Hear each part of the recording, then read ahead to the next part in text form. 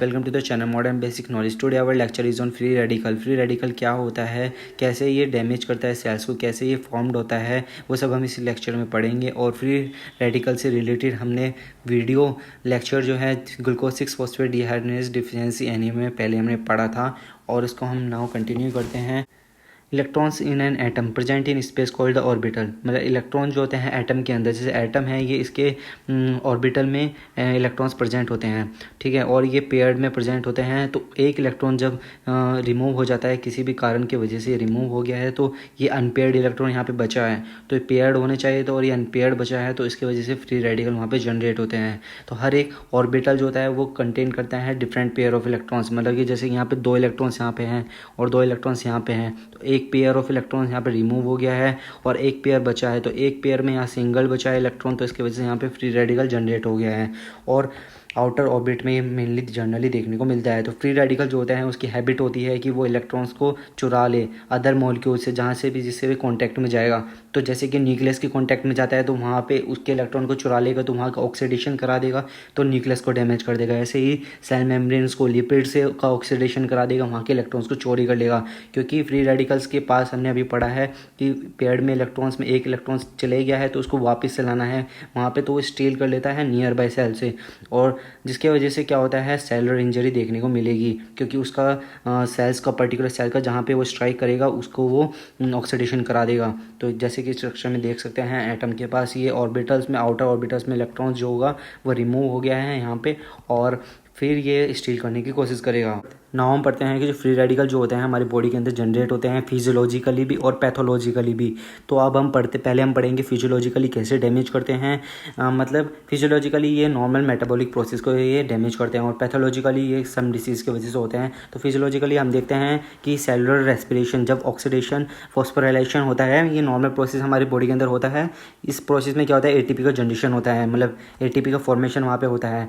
तो माइटोकॉन्ड्रिया के अंदर एटीपी बनती है, ये हमको पहले ही पता है। तो माइटोकॉन्ड्रिया में जो आउटर मेम्ब्रेन होती है, यहाँ पे लॉट ऑफ कॉम्प्लेक्सेस यहाँ पे होते हैं, जैसे कि कॉम्प्लेक्स 1, 2, 3, 4 होते हैं ये कॉम्प्लेक्स। तो यहाँ पे इलेक्ट्रॉन जो होता है ट्रैवल करता है एक जगह से दूसरे में, और फिर ट्रैवल करने के बाद में फाइनली ये साइटोक्रोम सी ऑक्सीडेज जो एंजाइम होता है उसके द्वारा ये ट्रैवल होकर ऑक्सीजन को कैरी करता है, और ऑक्सीजन के साथ मिलकर इलेक्ट्रॉन्स जो होगा वो एटीपी का फॉर्मेशन करता है, और टुगेदर इस पूरी प्रोसेस को बोलते हैं इलेक्ट्रॉन ट्रांसपोर्ट चेन बोलते हैं। क्योंकि इसमें लॉट ऑफ कॉम्प्लेक्सेस जो होते हैं इन्वॉल्व होते हैं, तो पास करता है electrons complex to complex, finally oxygen को मिलता है, तो वहाँ पे प्रोटॉन ग्रेडियंट बनता है और वहाँ पे एटीपी का फॉर्मेशन होता है।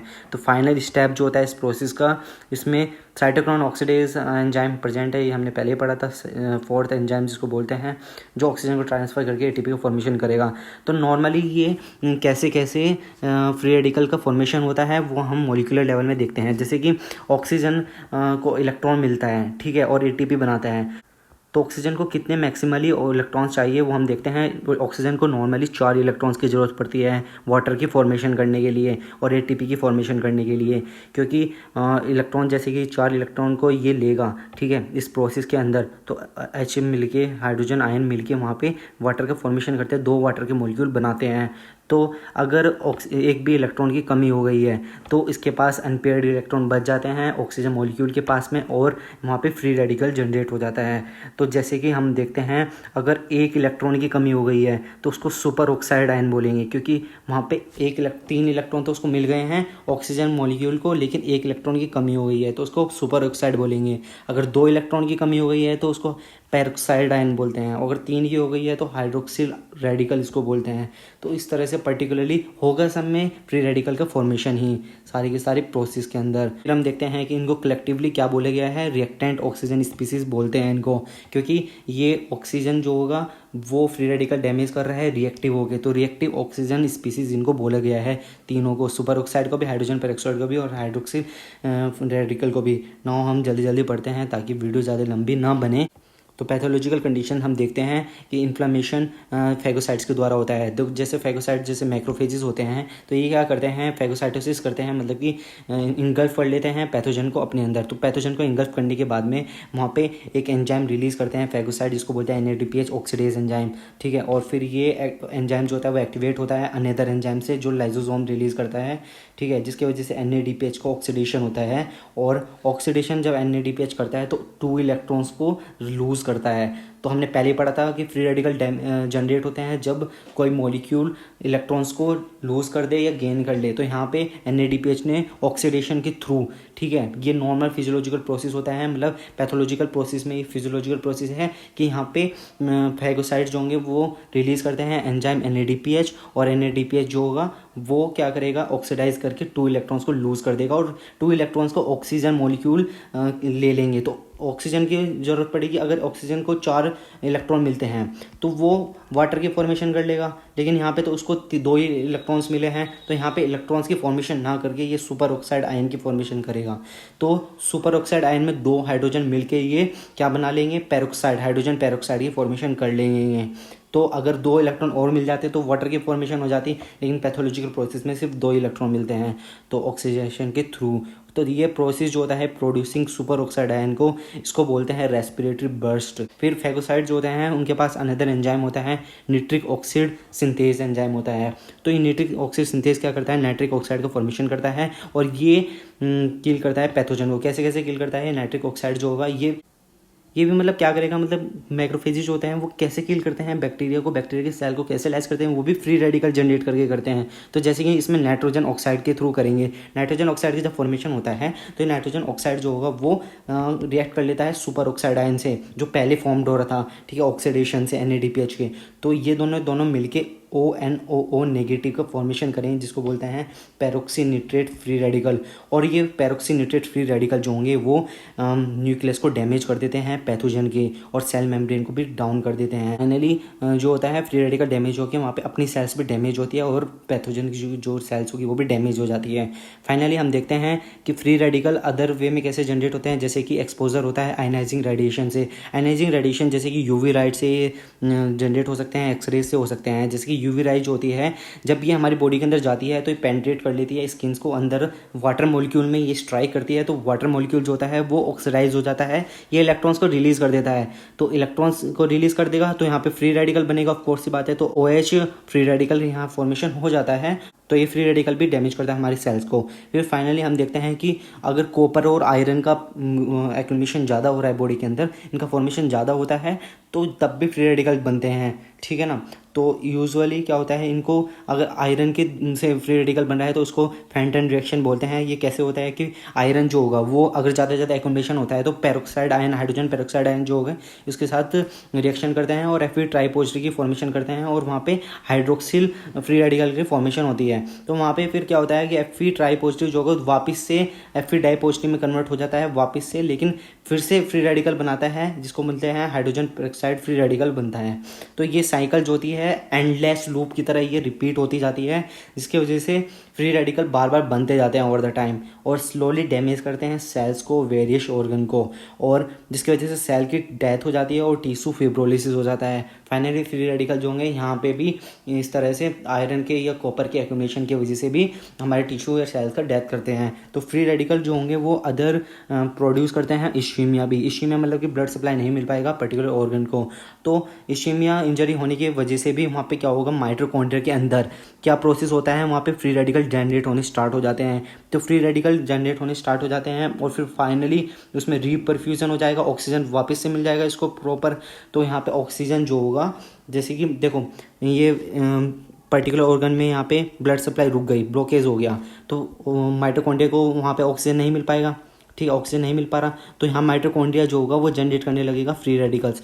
तो वापस से जब परफ्यूजन सही हो गया, ठीक है, ये हो गया, ये रिमूव हो गया परफ्यूजन, तो यहाँ पे ब्लड सप्लाई मिल गई इसको प्रॉपर। तो ऑक्सीजन जब इसको दोबारा से मिलेगा तो ऑक्सीजन क्या करेगा, ये फ्री रेडिकल के साथ रिएक्ट कर लेगा और ये रिएक्ट करने के बाद में ये सेल को डैमेज करने स्टार्ट कर देगा, ठीक है। इसको बोलते हैं रीपरफ्यूजन इंजरीज को बोलते हैं, ठीक है। फाइनली फ्री रेडिकल जो होंगे वो जनरेट होते हैं केमिकल से या मेडिकेशन से, जो हमारी बॉडी के अंदर एंटर होती है।